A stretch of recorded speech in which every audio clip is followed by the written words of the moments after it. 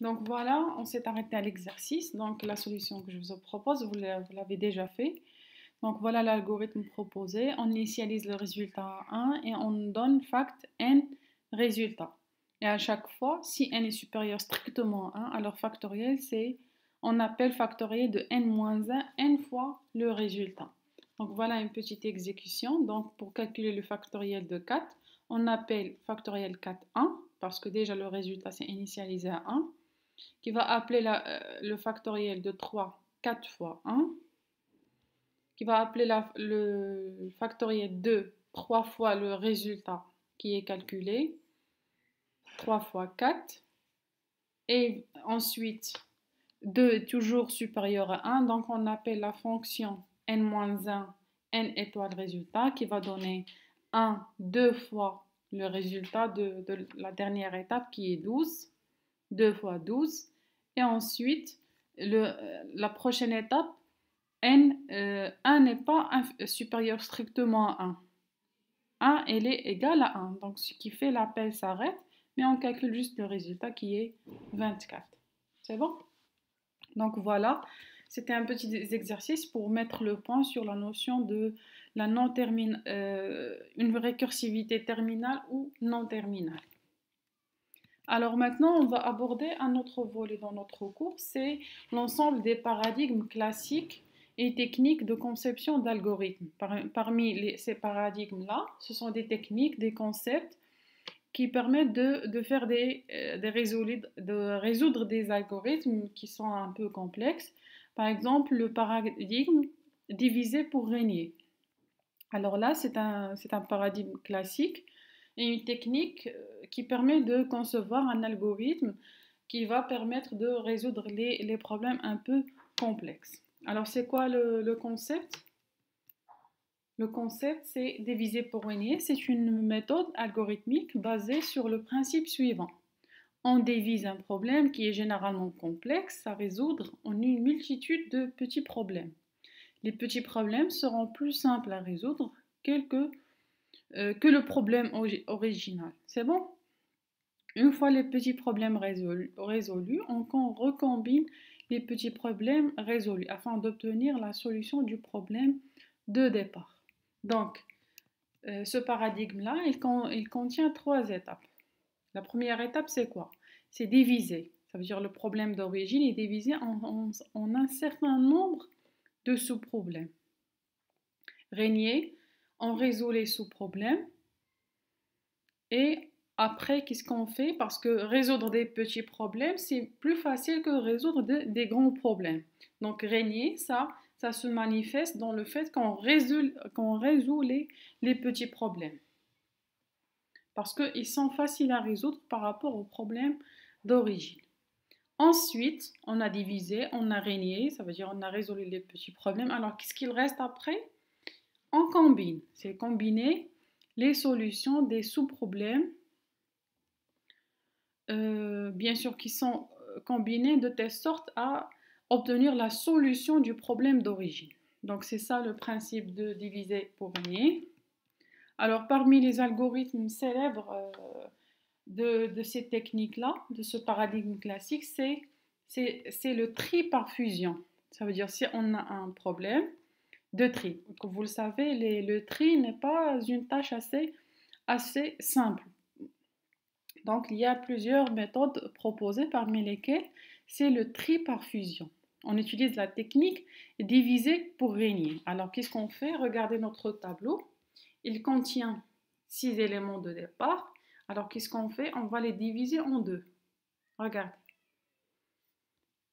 On va les diviser en 2. Ça va donner 2 tableaux de taille 3. Regarde. Après, regardez, ce tableau de taille 3, on va le diviser encore. Il va nous donner un tableau de 2 cases et un tableau d'une seule case. Alors, pour le tableau d'une seule case qui contient la valeur 1, ça y est, on s'arrête. Mais pour le tableau qui contient 2 valeurs, qu'est-ce qu'on fait? On continue. On va les diviser. Voilà, nous avons obtenu en fin de compte des tableaux qui contiennent une seule case. Alors, qu'est-ce qu'il reste à faire? Jusqu'à maintenant, ici, on a divisé la partie On peut dire la partie gauche, ici la partie droite. Pour la partie gauche, c'est bon, nous avons terminé. Qu'est-ce qu'il reste à faire? Il reste à combiner. Mais la combinaison se fait après un traitement. Regardez. Ici, on doit fusionner 9 et 7. Mais 9 et 7, on doit faire une comparaison. Parce que ici, on doit trier le tableau d'un ordre croissant, de plus petits éléments vers un grand plus, d'une manière croissante. Donc, avant de combiner, bien sûr, on doit faire une comparaison. Est-ce que 9 est inférieur à 7? Non. Donc, on va prendre 7. Donc, voilà, on a pris 7, on a pris 9. Donc, voilà, la combinaison est faite. Maintenant, qu'est-ce qu'il reste à faire? On doit fusionner ce tableau de deux éléments avec l'autre tableau. Mais avant de fusionner, on doit faire les comparaisons. C'est bon? On va comparer 1 avec 7 et 9. Et voilà l'ordre qu'on a obtenu. Donc voilà, nous avons combiné. Voici un tableau qu'on a obtenu. C'est bon? Il est trié d'une manière croissante. Voilà. Le même traitement que se fait à gauche se fait aussi à droite. Le même principe. Et voilà le dernier tableau qu'on obtient. Combiné, il contient les éléments 3, 4, 8. Pour le résultat final, on doit combiner ces deux tableaux qui contiennent 3 éléments. Pour les combiner, pour obtenir le tableau trié. Donc, on les combine, mais bien sûr en suivant un certain algorithme qui fait la comparaison pour prendre les éléments qui est le plus petit élément, c'est quoi l'élément qui le suit, etc. C'est bon? Donc c'est ça le concept, c'est ça le principe. Alors c'est quoi l'algorithme qui propose de résoudre ça? C'est toujours la récursivité, mais d'une manière de diviser pour régner, ça veut dire diviser les problèmes en sous-problèmes, résoudre les sous-problèmes, puis monter à combiner étape après étape. Donc, oui. Madame, comment on a obtenu la dernière étape? C'est quelle étape? C'est là? Oui. Le tableau trié. Nous avons obtenu la dernière étape en combinant ce tableau-là. On a combiné ce tableau-là, la dernière étape.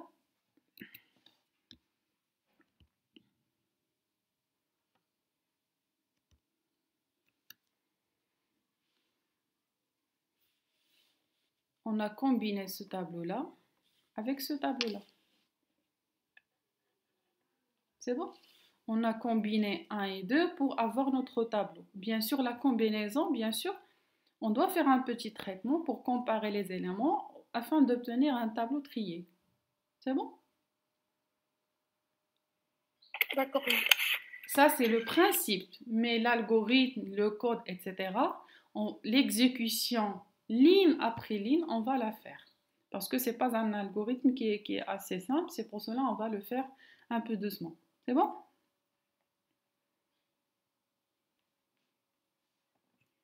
Oui, madame.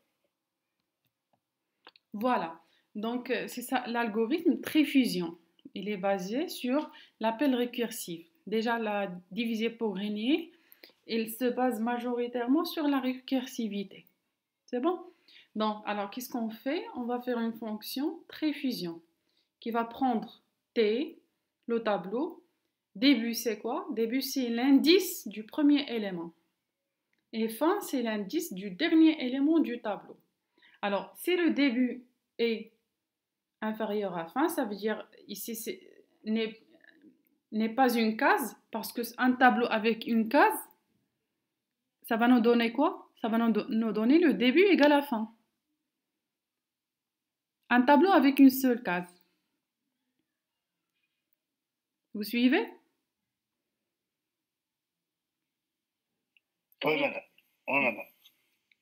La condition d'arrêt, c'est à obtenir un tableau avec une seule case. Parce que regardez ici, la division s'est arrêtée. La division s'est arrêtée lorsqu'on a obtenu une seule case. on a enchaîné la division parce qu'ici, nous avions un tableau qui contient deux éléments. Donc, on continue la division pour obtenir un tableau, des tableaux avec une seule case. Donc, la récursivité se fait de telle manière à diviser d'une manière récursive le tableau.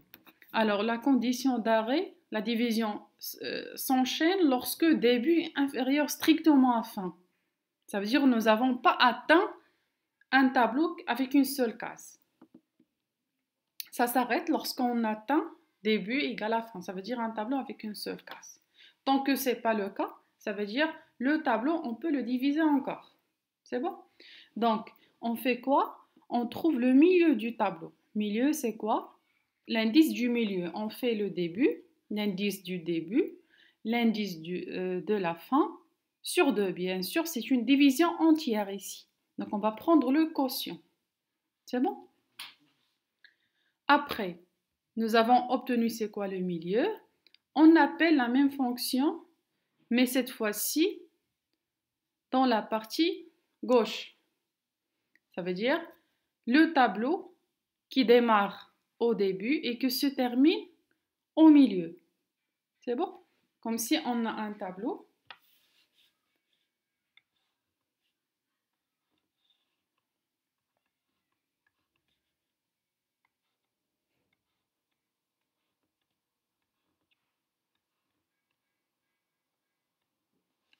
Donc ici, puisque c'est l'algorithmique, l'indice commence à 1. L'algorithmique, les indices des tableaux commencent à 1. Par exemple, dans le langage C, ça commence par 0. Donc voici l'indice de deuxième élément. Voici le troisième. Voici le quatrième, le cinquième et le sixième. C'est bon? Donc le milieu de ce tableau-là, milieu c'est quoi? C'est l'indice du premier plus l'indice du dernier sur 2. Ça donne quoi? C'est 7 sur 2. 7 en fait c'est quoi? C'est 3 fois 2 plus 1. Donc on va prendre, ça c'est quoi? C'est 3 fois 2 parce qu'on va procéder à une division entière. Donc on va prendre le quotient. Le quotient qui est 3. C'est bon? Donc voici 3. Donc ce tableau-là, ça va se couper en 2 tableaux. Voici le premier tableau.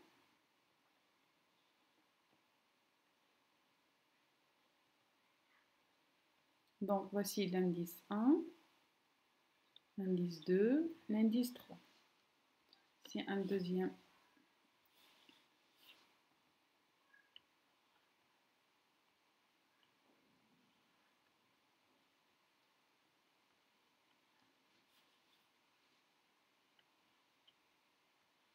Donc ici, c'est quel indice? Regarde.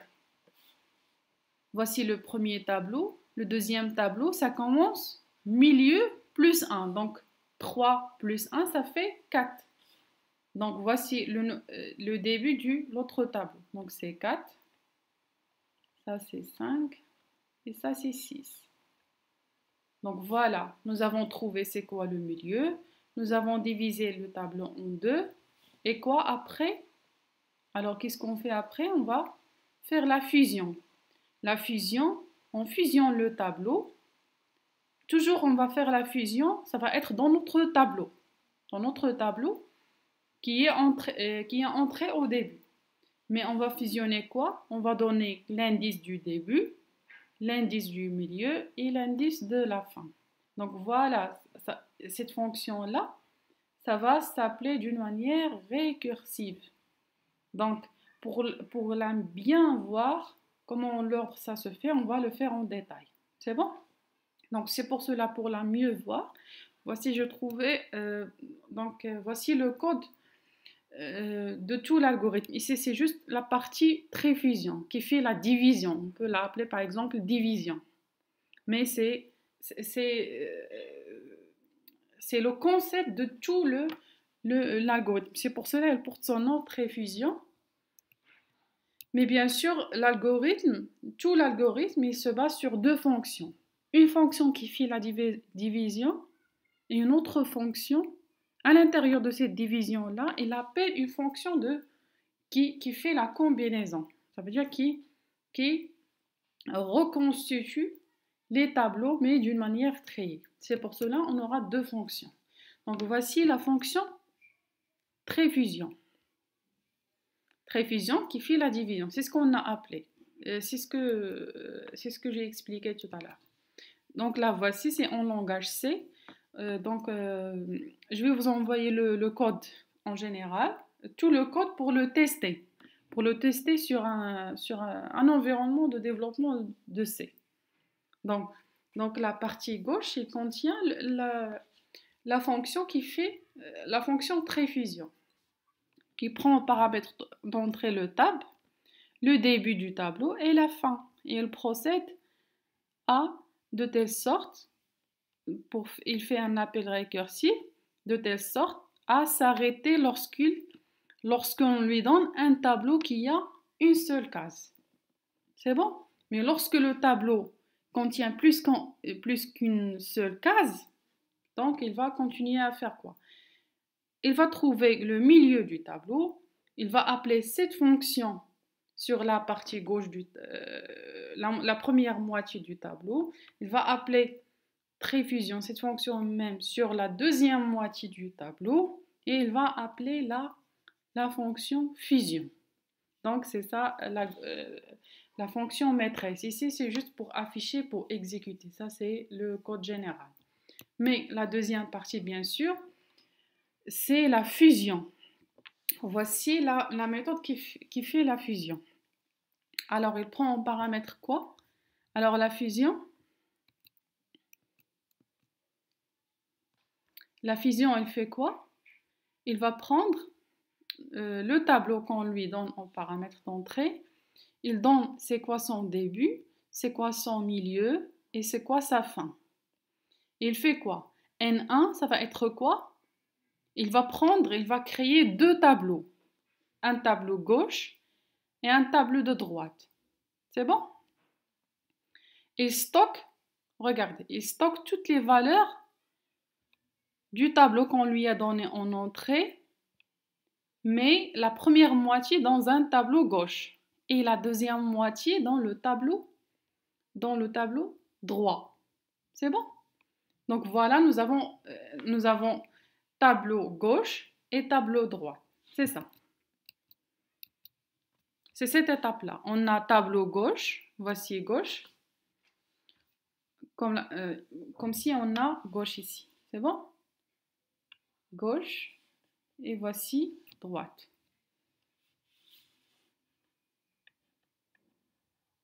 Il va fusionner gauche et droite dans ce tableau-là. Donc c'est ça l'opération.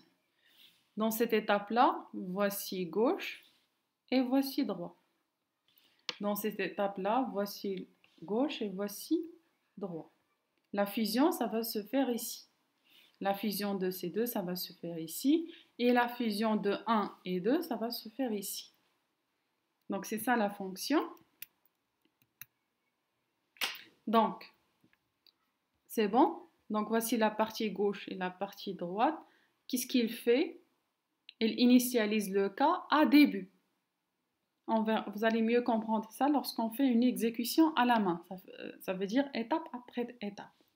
Alors, tant qu'on n'a pas terminé, regardez, I.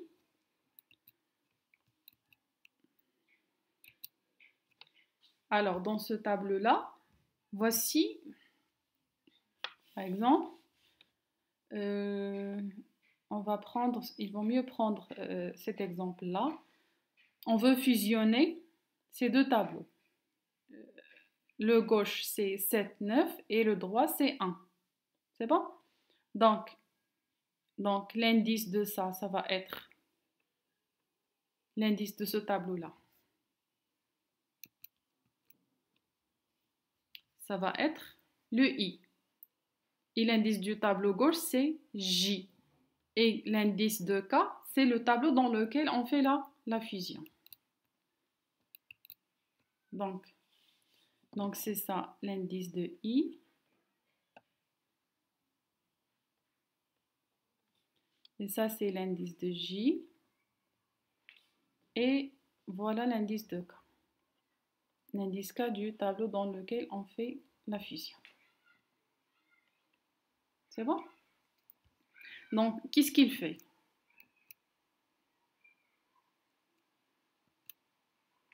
Alors, tant que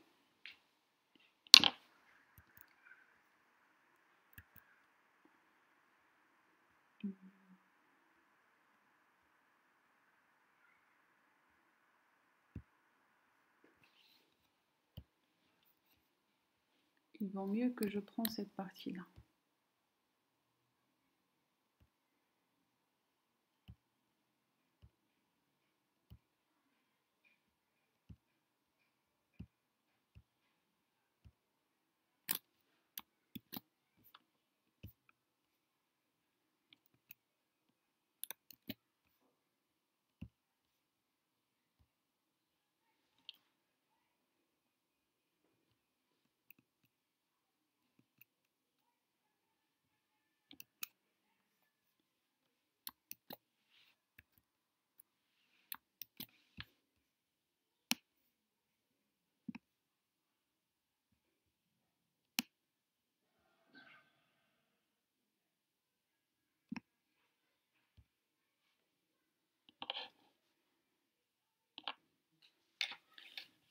Donc, voilà.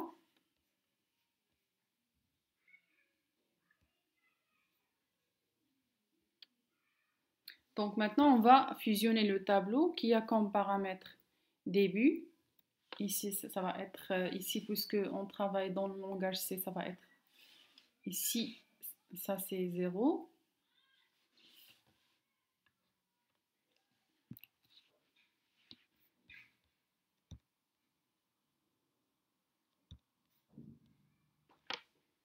Donc, on veut fusionner le tableau.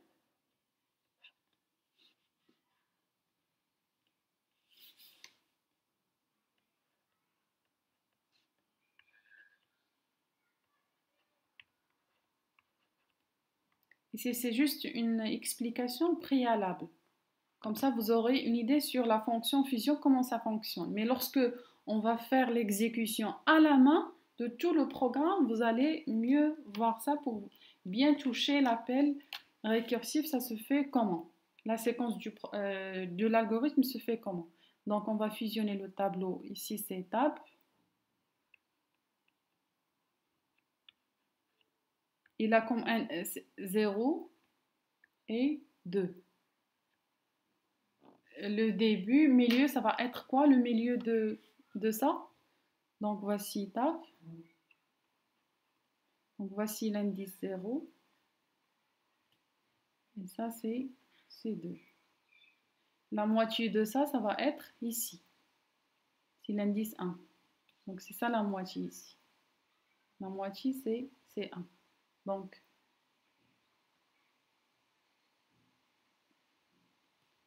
Donc ici,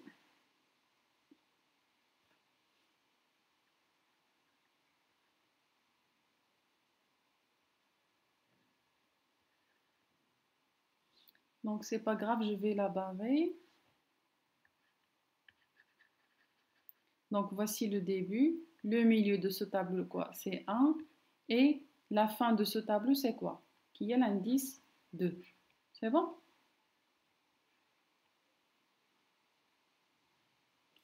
Donc ce tableau-là, qui est le tableau gauche, ça c'est le tableau gauche, ça c'est le tableau droit, ça c'est l'indice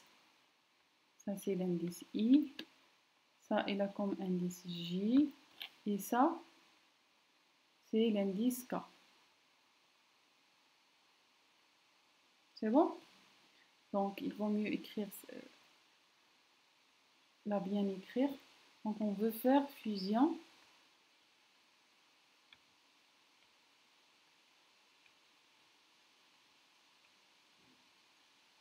Tab.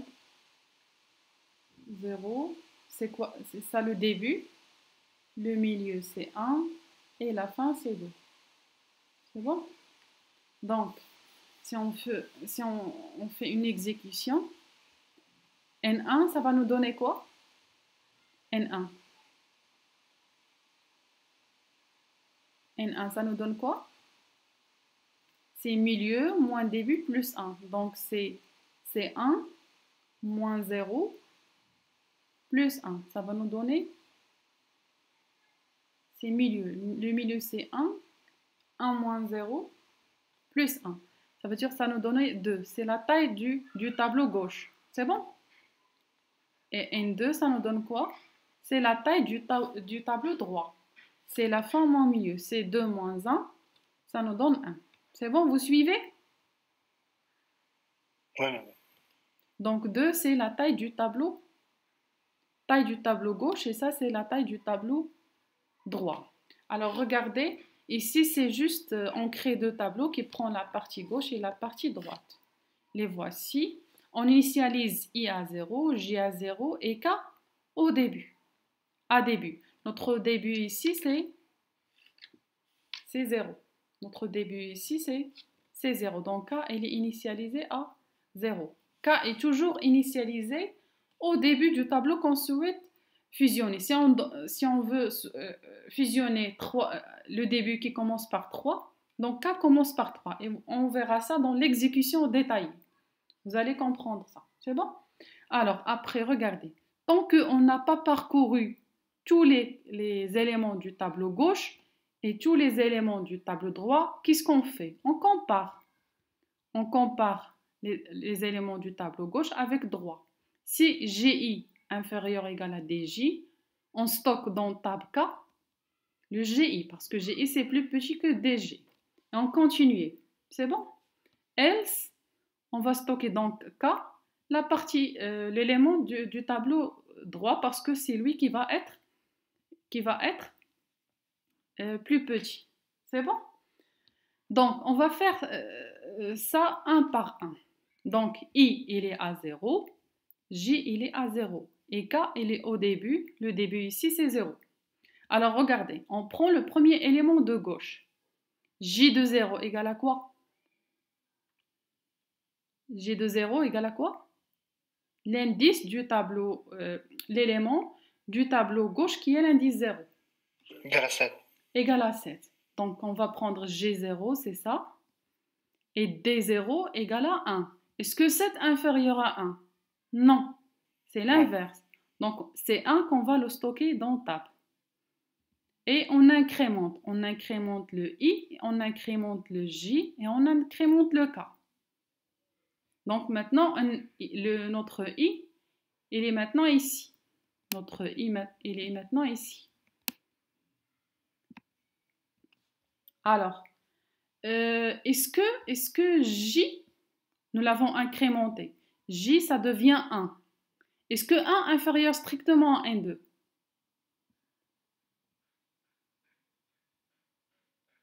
Regarde. On a fait la première insertion. I commence à 0, ici.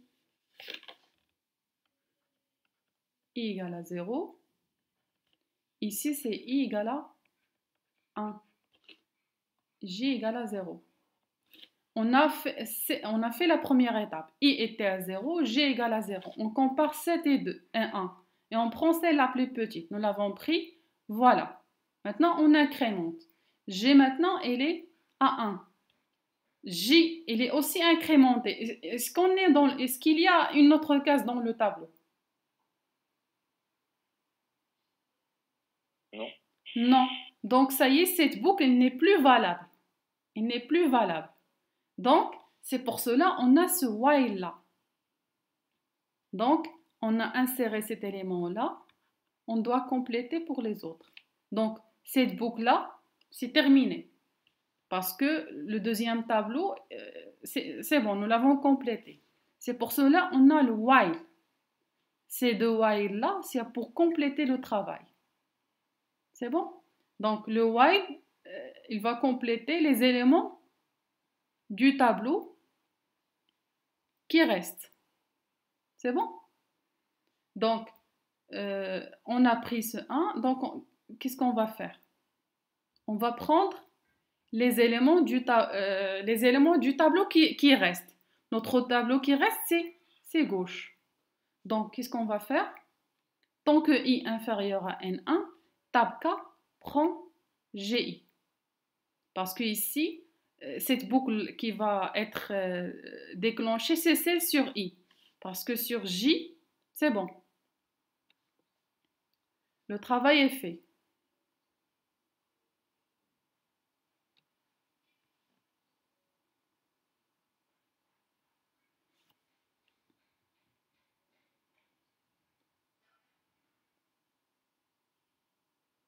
Parce que en sortant de la boucle là, regardez, J, la dernière valeur de J, parce qu'elle est déjà incrémentée, la dernière valeur de J ici. On a fait la première insertion, la dernière valeur de J, c'était la dernière valeur de J. C'est 1. C'est pour cela, c'est cette boucle qui va s'exécuter. Parce que ici, est-ce que 1 est inférieur strictement à 1? Non. Donc cette boucle-là, ça ne va pas s'exécuter. C'est cette boucle qui va s'exécuter. Donc, lorsque i inférieur strictement à n1, ça veut dire qu'on n'a pas complété le tableau. Donc, il reste des éléments dans ce tableau-là qu'on doit l'insérer. Et puisque le tableau il est déjà trié, on les insère automatiquement parce que le premier élément, parce que le tableau est déjà trié, donc on n'a pas besoin de faire une comparaison. C'est pour cela qu'on complète notre tableau avec les éléments du tableau qui restent. Donc voilà la fusion, ça se fait de telle manière. Est-ce que c'est clair? Madame? Oui. Si on a dans le premier tableau 9, 7, le premier. Non, mais est-ce que je fais 9, 7? Parce que ces tableaux-là combinés, déjà un tableau ne se combine pas tant que la comparaison n'est pas faite. Regardez, parce que ici, ces deux tableaux-là, là, c'est déjà combiné. Regardez, la combinaison est faite ici. La combinaison, nous avons combiné ce tableau-là, nous l'avons obtenu en combinant ces deux. Est-ce que c'est clair? Donc, oui, madame, clair. Un tableau combiné, il est déjà trié. Alors, je ne vous ai pas donné cet exemple le premier parce que Brit نشرح لكم la deuxième boucle. Alors, les deux boucles. On a un cas. On a un tableau يكون فيه جوج, un autre tableau qui contient une seule case. Pour vous montrer l'intérêt de ces deux boucles-là. C'est while. Ces deux while-là. Pourquoi nous l'avons fait? Est-ce que c'est clair? Sinon, si on veut combiner ces deux,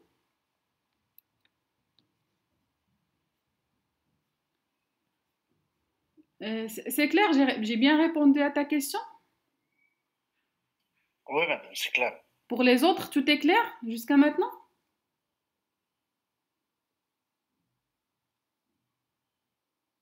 Oui, jusqu'à maintenant aussi bien. Très bien. Donc, j'aimerais bien effacer ces modifications que j'ai faites. C'est bon? C'est pas grave, vers la fin, je vais tout effacer. Donc, voilà, donc la combinaison se fait de telle manière. Donc, voilà la fonction de la combinaison. Maintenant, pour comprendre, tout le tableau se fait comment? L'exécution. Pour mieux visualiser cette exécution-là, il vaut mieux qu'on procède à une exécution à la main. Ça veut dire étape par étape. C'est bon? Alors,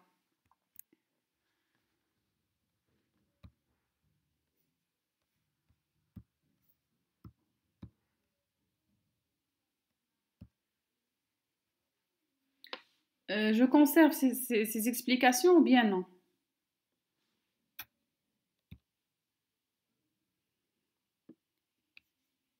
Donc, il vaut mieux garder ou bien je duplique le diapositive.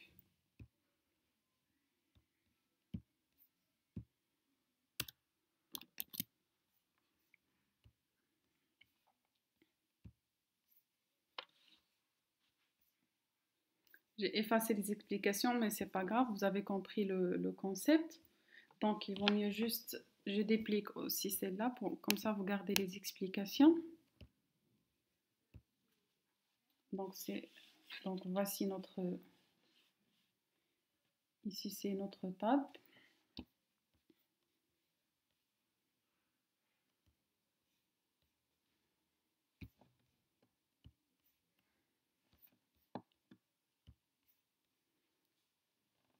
Donc, on veut faire, ça c'est notre table, c'est notre tableau.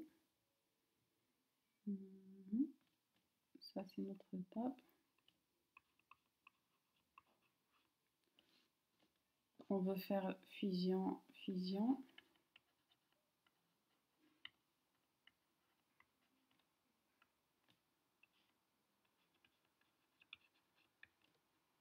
Zéro, un, deux. Donc voici le I, il est ici. Voici le J. Et voici le K. C'est bon.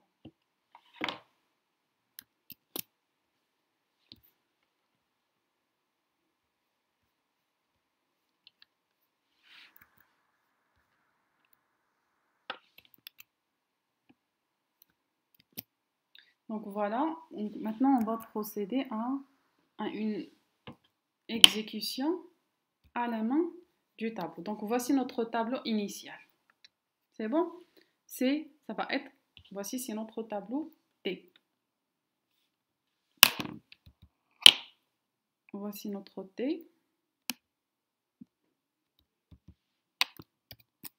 Donc l'appel de la fonction, l'algorithme se fait de cette manière. Donc préfusion, il va faire quoi? Donc on veut appliquer le tri par fusion sur le tableau qui a comme nom T, le pointeur sur le premier élément, qui a le début, l'indice du début c'est 0 et l'indice de la fin 5. Alors, voici l'algorithme qu'on va appliquer.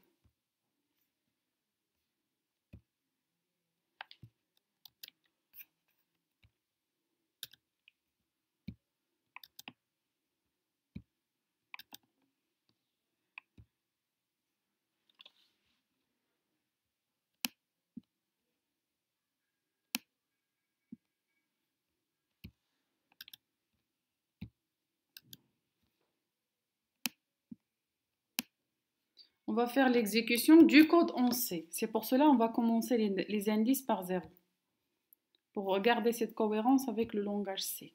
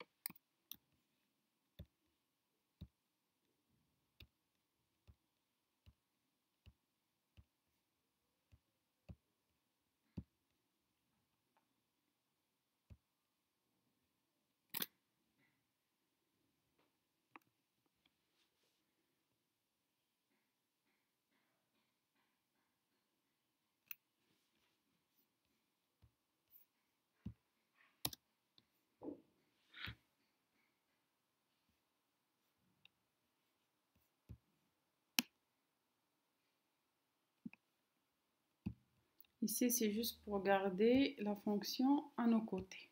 C'est bon?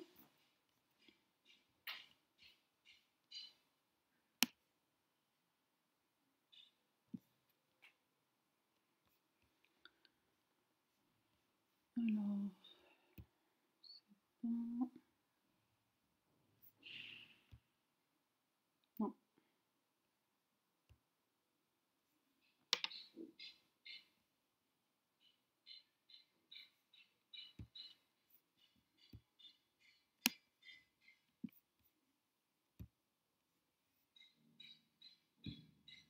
Donc voilà.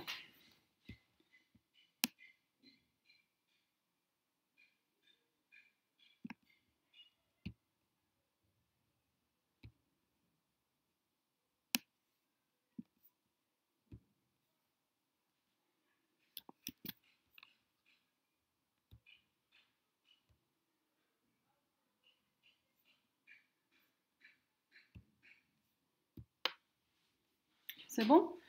Donc voilà, voici notre tableau. On souhaite le trier. Donc, la première des choses, qu'est-ce qu'on fait? On appelle la fonction trifusion, qui va trier le tableau qui a le nom T. L'indice l'indice du début, c'est 0. L'indice de la fin du tableau, c'est 5. C'est bon? Alors, regardez, trifusion, nous l'avons appelé. Alors, qu'est-ce qu'il fait? En premier lieu, il va comparer, est-ce que début inférieur à 1? Oui, début inférieur à 1. 0 inférieur à 5. Donc, ce qu'il fait, il va calculer le n, le milieu du tableau. Le milieu du tableau, c'est quoi? C'est 0 plus 5. 0 plus 5 sur 2, ça fait 2. Parce qu'on prend le quotient de la division euclidienne. Donc, ça fait 2. Donc, voilà, la moitié, c'est 2. Après, on a calculé la moitié. Qu'est-ce qu'il fait? On appelle trifusion. Trifusion. Vous suivez? Oui, madame. Trifusion sur quoi? Du même tableau, mais du début au milieu. C'est quoi le début? C'est 0. Le milieu, c'est quoi? C'est 2. C'est bon? Donc voilà, on est dans la première partie. Alors, il va faire quoi? Il va appeler trifusion T. Cette fois-ci, il va commencer l'autre moitié. Il va commencer de n plus 1 à fin. n plus 1, ça fait 3. Donc, il va commencer de l'indice 3. Donc, de 3 à 5. C'est bon? Il va appeler fusion. Fusion maintenant. De quoi? Fusion du tableau T qui a comme un 0. Le milieu, c'est 2. Et la fin, c'est 5. Est-ce qu'on a terminé? Ici, il vaut mieux colorer chaque étape par une couleur. Donc, on va prendre celle-là par l'étape rouge. Mais regardez, en exécutant, c'est vrai, le C ou les langages, ils font une exécution ligne après ligne. Mais celle-là, est-ce que c'est terminé? L'exécution de la troisième ligne. L'exécution de la deuxième ligne, c'est bon, c'est terminé, c'est m égale à 2. Mais trifusion, il a un autre traitement. Donc, il vaut mieux faire le traitement de cette trifusion. Et c'est là la fusion, ça va être la dernière chose. Parce que chaque fonction, il va appeler trifusion. Alors, on a appelé trifusion. Maintenant, on est à...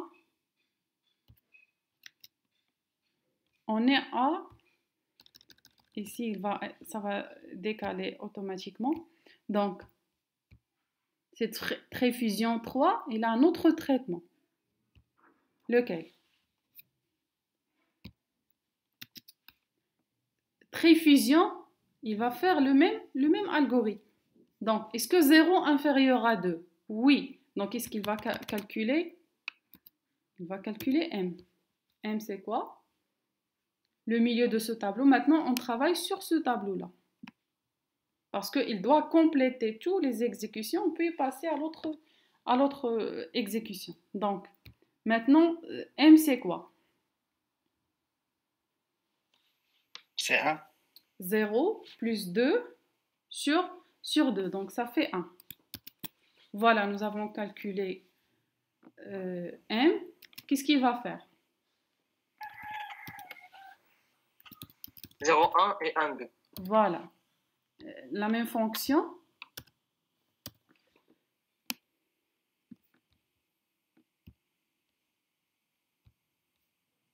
Trait fusion sur T qui commence de 0, 0 à 1. On va Donc, je vais trait fusion. Ça c'était trait fusion de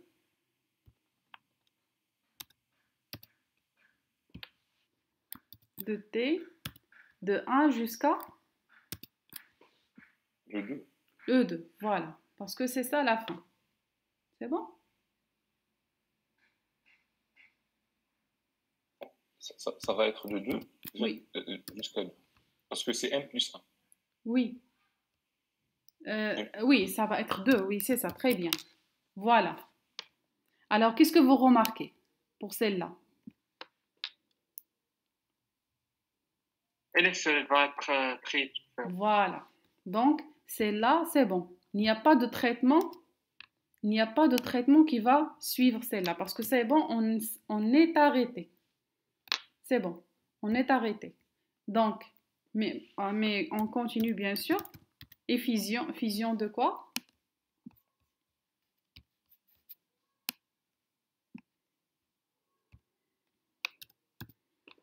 Fusion de celui-là. C'est bon? Donc, il vaut mieux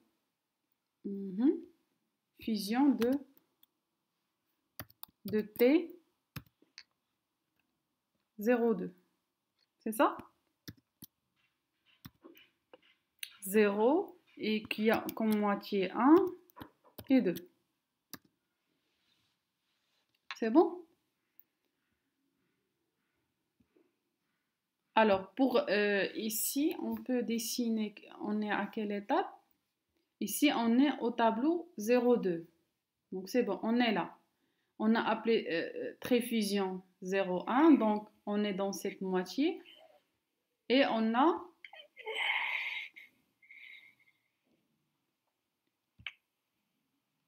donc, pour cette trait fusion-là, est-ce qu'il y a un traitement à l'intérieur de cette fonction?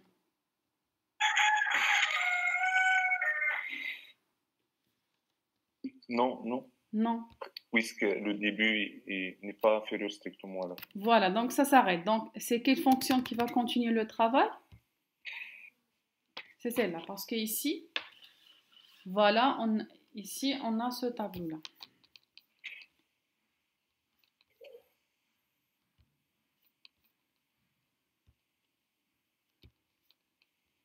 Alors, dans cette étape-là,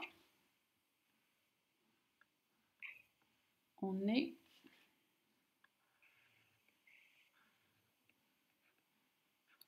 dans le premier tableau. 9, 7 et 1.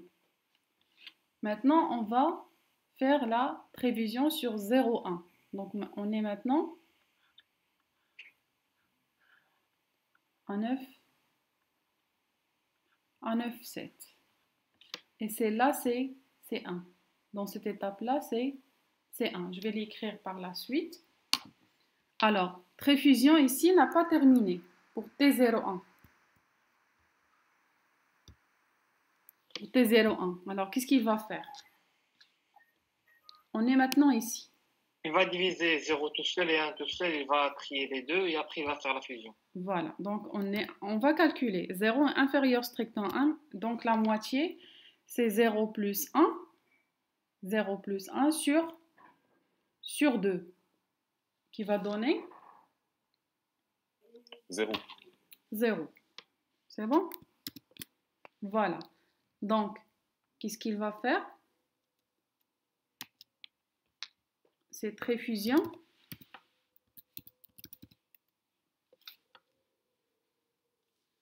Trait fusion de T0, 0,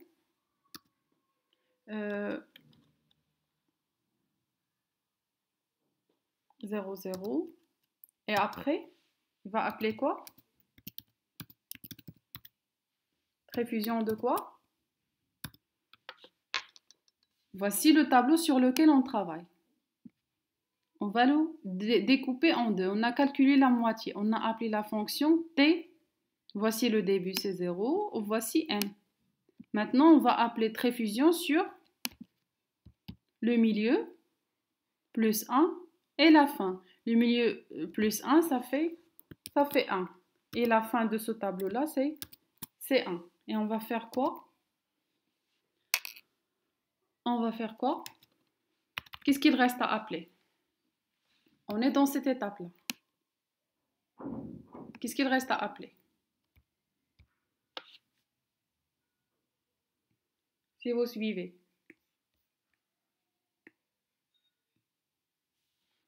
Qu'est-ce qu'on va appeler? On va appeler fusion. Fusion de t qui a comme début 0, qui a comme milieu 0, qui a comme fin c'est 1. C'est bon? Donc voilà. La fusion est terminée. Donc la division ici, on est arrivé à quel stade?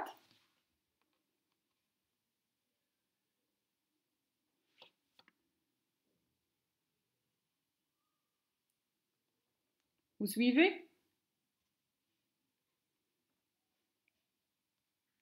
Oui, oui, madame. Donc, jusqu'à maintenant, on a fait la première partie. Tout le traitement de ce tableau-là, qui contient, voici les divisions nécessaires, et les fusions vont être là. Voilà. Voici une première fusion et voici une deuxième fusion.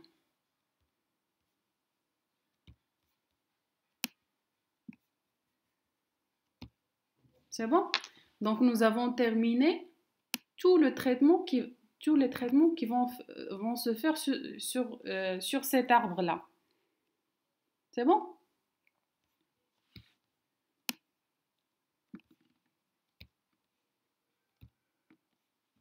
Vous suivez? Donc, toute la partie gauche, ça va se faire. On termine celui-là. Qu'est-ce qu'on va faire? C'est la deuxième moitié. La deuxième moitié, il va avoir le même traitement que la première. Et après, on va fusionner. Donc ici, je ne vais pas citer le... Ici, la deuxième moitié, je ne vais pas la citer. Parce qu'il vaut mieux...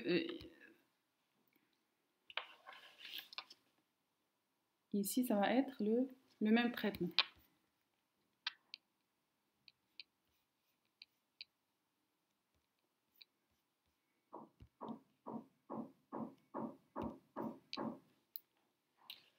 Ici, le même traitement.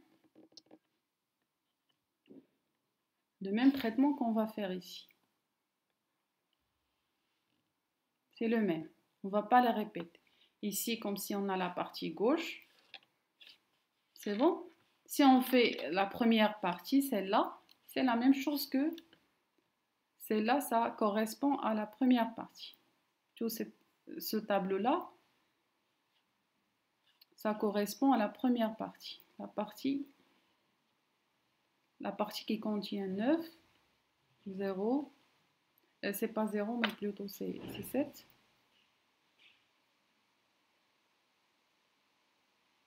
Et 1. C'est bon? On va travailler sur cette moitié-là.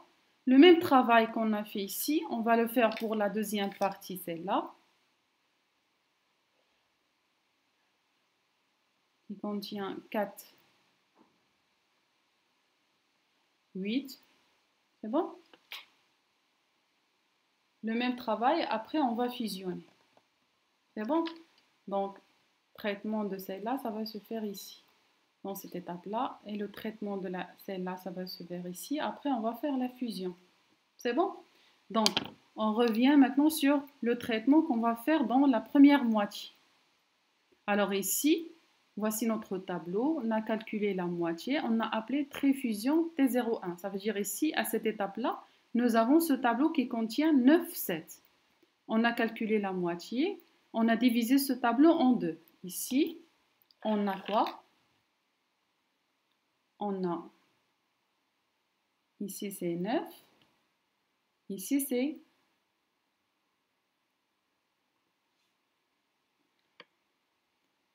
quoi? C'est 7. C'est bon?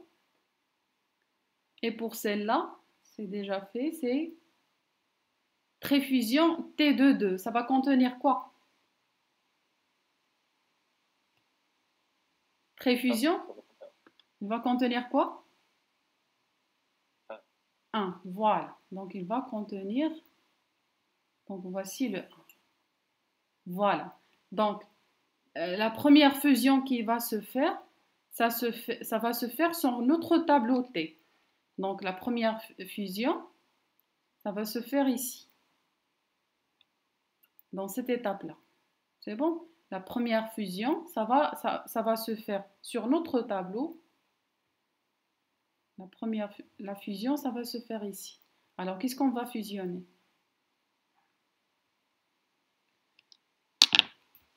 Attendez.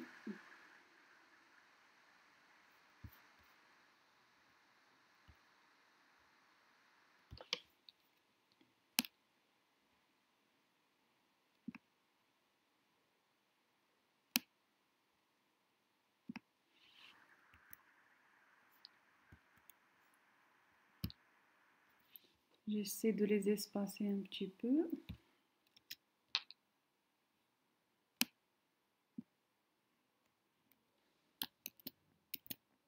C'est pas grave, je vais les garder comme ça. Donc, comme j'ai dit tout à l'heure, dans T fusion de 2, il contient déjà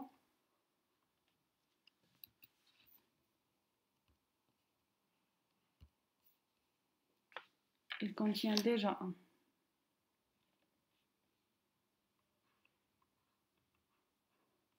Il contient 1. Alors maintenant, la première fusion, il va fusionner quoi? Il va fusionner ça. Première fusion qui va se faire. Il va fusionner ça et ça. Il va nous donner quoi la première fusion? Regardez, fusion du tableau T qui a comme début 0, qui a comme moitié 0, qui a comme fin 1. Donc, qu'est-ce qu'on va faire? Donc, voici, dans cette fusion-là, gauche, ça va être là, et droite, ça va être là. Donc, qu'est-ce qu'il va faire? Il va appliquer la fonction fusion, ici. La fonction, ça va se faire, la fusion ici. Donc, qu'est-ce qu'il va faire? Il va procéder à la comparaison et fusionner. Donc, on aura ici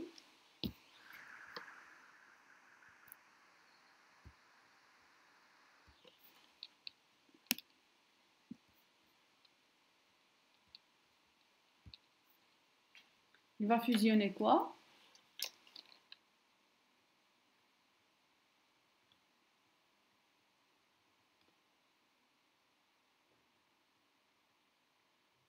On va fusionner ces deux. Donc, on applique la fonction fusion. Donc, il va faire quoi? Il va prendre 7 et il va prendre 9.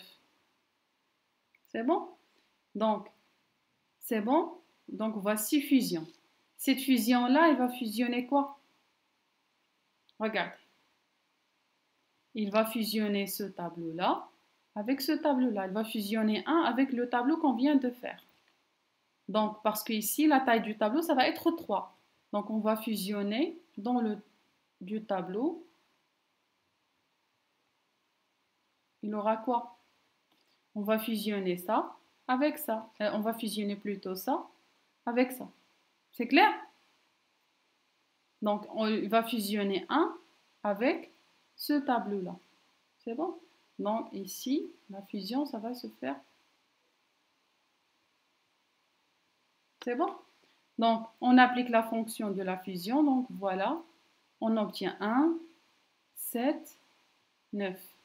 Donc, voilà La première partie est faite. Donc, nous avons obtenu la première moitié fusionnée. Alors, la fin de ce traitement-là, ça va nous donner quoi comme résultat? Tout ce traitement-là nous a donné comme résultat celui-là.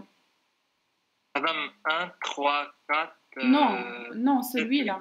Celui-là, regardez.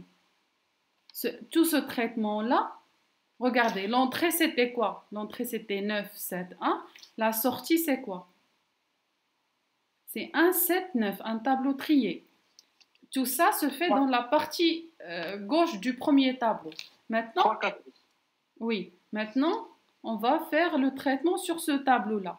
Ce 3, tableau-là, 4, il va donner comme résultat quoi? 3, 4, 8. Voilà.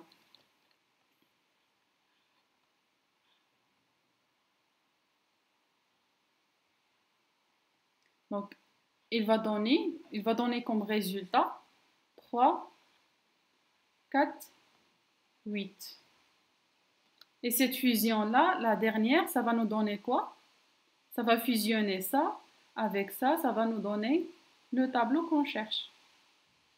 Il va nous donner cette fusion parce que ça va être la dernière qu'on va l'appeler. C'est bon? Il va nous donner comme résultat notre tableau recherché. Notre tableau, je vais l'écrire ici. Notre tableau trié. Il va comparer ça avec ça et commence le tri. Donc, ça va être le 1, ça va être 3, 4, 7, 8 et 9. Donc, voilà, c'est ça le résultat de notre algorithme. C'est bon? Donc, voilà, c'était ça le tri par fusion. Est-ce que c'est clair? Oui? C'est clair? Et madame, C'est bon, madame. Oui? Quelqu'un, il avait le son. Donc voilà, c'était ça, l'algorithme de tri par fusion. Donc j'ai essayé de vous le détailler, comme ça vous aurez une idée plus claire sur comment ça procède. Donc c'est le paradigme divisé pour régner, c'est un paradigme classique qui permet de résoudre des algorithmes qui sont un peu complexes. On verra ça lorsqu'on aura une idée sur la complexité. Vous allez voir c'est quoi l'impact de ce genre d'algorithme sur le calcul de la complexité, en termes, bien sûr, la complexité temporelle. Donc, c'était ça le tri par fusion, donc c'est ça le principe. Donc, pour mettre en pratique cette notion de diviser pour régner, alors je vous propose comme exercice de faire quoi? De faire la recherche dichotomique d'un élément dans un tableau trié d'une manière croissante. Ça veut dire que vous avez un tableau qui est trié, déjà trié, d'une manière croissante. C'est bon? Alors, vous allez faire un algorithme de telle sorte à rechercher un élément. Est-ce qu'il appartient au tableau ou non? Mais cette recherche-là, vous devez utiliser bien sûr l'algorithme, le paradigme divisé pour régner. Alors, comment vous allez procéder? Comment vous allez procéder? On va comparer l'élément avec le milieu du tableau. On divise le tableau. Voilà, donc vous allez faire quoi? Si on connaît la taille du tableau, on va diviser, madame. on divise le tableau Oui. pour en faire des comparaisons entre. Voilà, donc On prend l'élément du milieu et on divise le tableau sur deux. Si l'élément inférieur, et donc on va diviser celui qui est à droite. Si l'élément supérieur, on va diviser celui qui est à gauche. Voilà, ça veut dire, oui, c'est ça le principe que vous allez faire. Donc, vous allez comparer le tableau, l'élément recherché par le milieu du tableau. S'il est inférieur, vous allez chercher où? Est-ce que vous allez chercher sur tout le tableau? Non, madame, juste la moitié gauche. Juste la moitié gauche. La même chose pour la moitié gauche. Vous avez comparé sa moitié avec votre élément. S'il est petit ou plus grand, vous allez chercher sur la partie concernée. Donc, c'est un algorithme qui est très intéressant. Donc, au lieu de parcourir tout le tableau, il suffit de restreindre la recherche jusqu'à trouver est-ce qu'il appartient ou pas. C'est bon? Donc, c'est ce que vous allez faire. Donc, vous allez le faire. Essayez de le faire vous-même. Ne cherchez pas la solution parce que ça existe partout. Mais j'aimerais bien que vous cassiez un petit peu la tête avec ça. Comme ça, vous maîtrisez bien ce paradigme parce que c'est très intéressant de le maîtriser. Et vous le codez. Vous le codez que ce soit en Java ou en C. C'est bon?